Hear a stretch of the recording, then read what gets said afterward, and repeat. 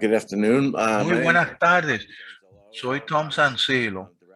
Soy el director de Análisis Institute for Energy, Economics, and Financial Analysis.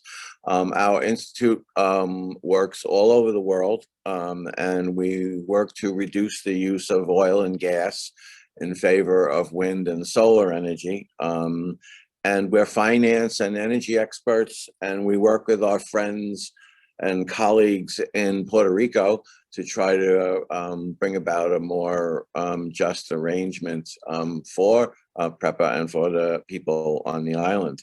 Before working for my organization, I served in senior positions in New York City and New York State. I've been involved with numerous control boards and many debt deals and debt arrangements like we see in Puerto Rico today. My organization has been working in Puerto Rico since I think 2015, and we've been writing reports, testifying at meetings and before Congress, and you'll find all of our work on our website, IEEFA.org. Recently, the governor canceled the long-term financing deal for PREPA, and this was as Ava pointed out, this was the second time a deal got canceled, and the governor canceled this deal because it was simply too expensive for people in Puerto Rico, both the businesses and the residents of Puerto Rico, to pay for it. The legislature has said that they want to see electricity rates no more than 20 cents a kilowatt hour.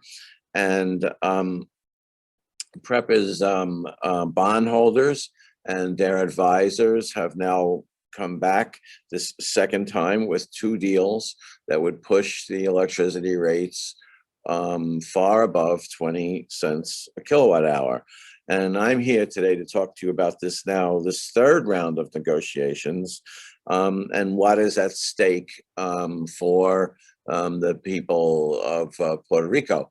Basically, you'll see if they are successful in moving forward, you'll see an increase in the electricity rates. And what we're trying to do is to show them ways in which we can do this differently. And we all know that when rates go up, everybody has to make do with less food, less housing, medical attention. And the businesses, when the rates go up, they hire less people, and they invest less in Puerto Rico. Let me go. I'm also here to warn Puerto Rico's decision makers that this new round of negotiations is very worrisome. The same people and the same political interests that brought Puerto Rico these two debt proposals that failed and would raise rates unnecessarily and unreasonably, well, it's the same people, they're at it again. And that's really what we have to watch out for. And it doesn't have to be this way. The decision makers in Puerto Rico must take seriously what Ava was speaking about, that when the economy was in trouble, you cannot put more debt onto the electricity rates. It just won't work. The people can't pay it. And if they go without electricity, we all know what happens. And people get sick and people get hurt. And then if they can't fix it, people just leave the island and they go away, and our friends and relatives go away. So last week I released a letter to the PREPA and to the board, and I spelled out in detail how the bondholders can get back some of their money, but they cannot get it back at the expense of the ratepayers. And so what we're saying is that this can be done in a couple of ways. One, PREPA paid insurance premiums, and insurance companies should pay back that part of the debt. They've been trying to avoid it.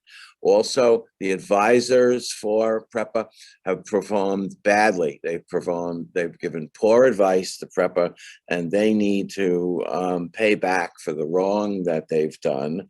And if they don't, what they are doing is attempting to begin a process where it's pretty simple.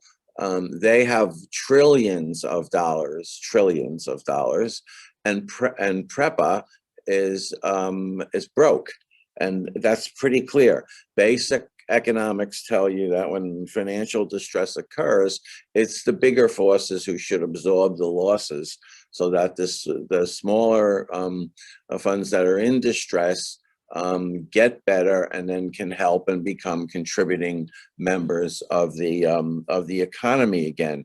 You know, right now, if PREPA got on a good road and wasn't going to be saddled with debt, they could turn around and they would be helping out Sri Lanka, which is currently about to go bankrupt.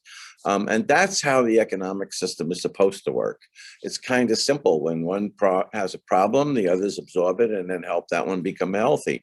What I'm proposing, that the advisors who failed PREPA and the advisors who failed Puerto Rico, these same ones get together and come back, and that they produce a plan and come up with money. As you can see from my chart, they are worth trillions of dollars. That's the blue line, and PREPA is broke. They're in the red, and that's really what they're trying to get PREPA to pay back $8 billion in debt that just cannot be paid back. So I'm proposing that the insurance companies pay some, these firms that gave poor advice, they pay some, and then we establish a pool for, particularly for small bondholders in Puerto Rico who bought the bonds and now are going to lose out, people who have their retirement savings in there, and they be paid back full, because they're the victims of the fraud. What we're working from is that an electrical system, the way it works is PREPA cannot afford more debt. That's what it is. And we're about to receive $14 billion from the federal government. And that $14 billion hopefully can rebuild the grid and allow PREPA to move forward in a healthy way.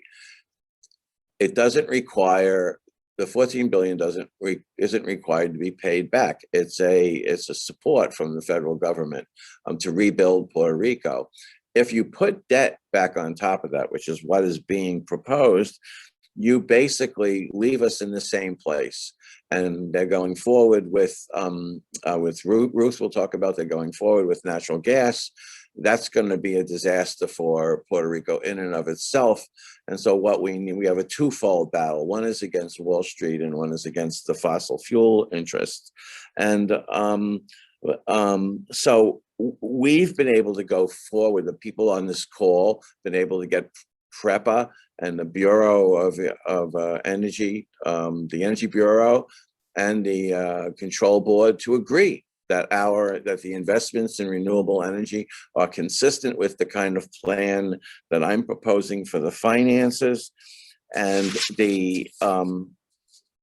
so we have a very good plan that can go forward. And we need a system where most of the money does not go to Wall Street or to the fossil fuel companies. Most of the money stays on the island, gets reinvested in the island, keeps the rates at 20 cents a kilowatt hour, or as close as we can. Pay back some of the debt? Yes. Pay it back with ratepayer dollars? No. It's going to be up to the people on this call who are good enough to come this evening and raise their voices and let it be known that this can be done. It can be done well. It can be done honestly. It can be done fairly. And thanks for coming. And I look forward to your questions. Thanks.